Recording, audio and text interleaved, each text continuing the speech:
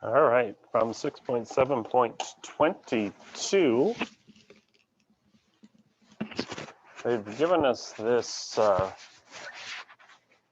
it's multiplying, so it's a geometric type of sequence. We're multiplying by half every time, starting with 1056. And then they're asking which of the following below is the explicit definition, or telling you what it would equal.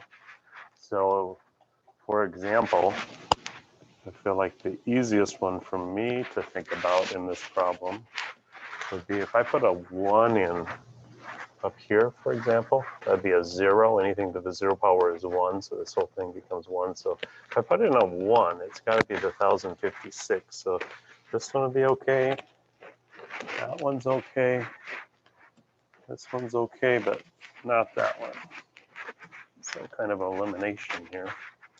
If I put in a 0, that's a -1. So that's like the reciprocal of 1/2, which is 2. So I'd be doubling this.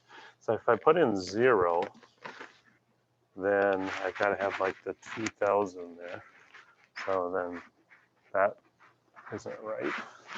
So that takes me down to these other two. So what's different on these is the way this is written. When n is greater than 1, if n is greater than 1, to calculate in the explicit definition, do I take a half times the previous number right here? That's what this would be saying. A sub n is this number, the n minus 1 would be, a sub n minus 1 would be the previous number.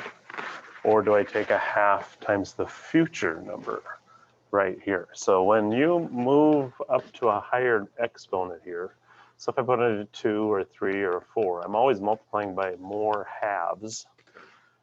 So I would always be taking it times the previous. So like if this were 1, I'm multiplying by 1/2.